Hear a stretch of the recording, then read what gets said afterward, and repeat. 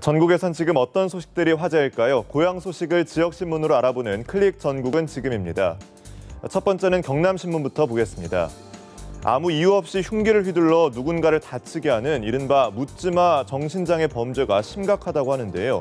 경남 지역에서는 지난 3년간 정신장애 범죄자가 875명이나 됐다고 합니다. 이들의 범죄 유형을 살펴보면 폭력과 절도가 460여 명으로 절반 이상을 차지했고요. 지능범죄, 강간 및 강제추행이 그 뒤를 이었습니다.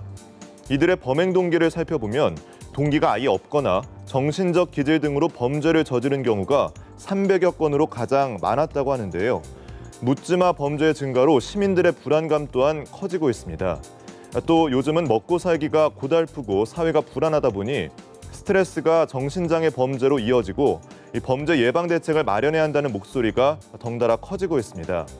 묻지마 범죄의 경우 누구나 피해자가 될 수 있기 때문에 대책 마련이 시급해 보입니다. 다음은 전북일보입니다.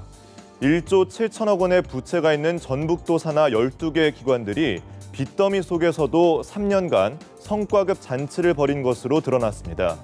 표절과 예산 과다 사용 등으로 총체적 부실이란 지적을 받고 있는 전북발전연구원의 경우 지난 3년 동안 1인당 2천만 원에 가까운 성과급을 받은 것으로 나타났는데요. 또 417억 원의 부채를 안고 있는 군산의료원 기관장은 지난해 2억 원의 연봉을 받아가기도 했습니다. 그렇다면 12개 산하단체들은 부채를 줄이기 위한 각고의 노력은 얼마나 하고 있을까요? 공기업의 부채는 도민들의 세금으로 이어지는 만큼 경영이 너무 방만한 게 아니냐는 지적을 받고 있습니다. 부채를 줄이기 위해 뼈를 깎는 노력을 하고 있다는 반가운 소식도 조만간 들려주길 기대하겠습니다. 마지막으로 매일신문 소식입니다. 자녀 교육을 위해서 3번이나 이사를 갔다는 맹자 어머니 이야기 다들 아실 텐데요.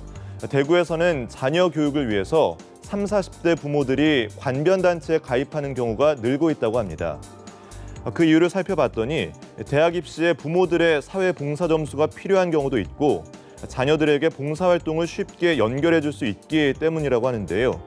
입시 정책을 종잡을 수 없는 데다 외국으로 대학을 진학할 경우 봉사 점수가 중요하기 때문이라는 분석도 나왔습니다. 또 봉사에 대해 정식으로 배우고 싶어하는 젊은 층이 늘고 있다는 것도 역시 빼놓을 수 없는 이유라고 하는데요. 저마다의 이유가 있겠지만 봉사단체에 젊은 사람들이 관심을 갖는 것은 일단 긍정적인 변화로 여겨집니다. 젊은 층의 가입이 봉사단체에 활력을 더해주고 봉사에 대한 인식을 더 긍정적으로 변화시켜주기를 기대하겠습니다. 지금까지 생생한 지역 소식을 전해드린 클릭 전국은 지금이었습니다.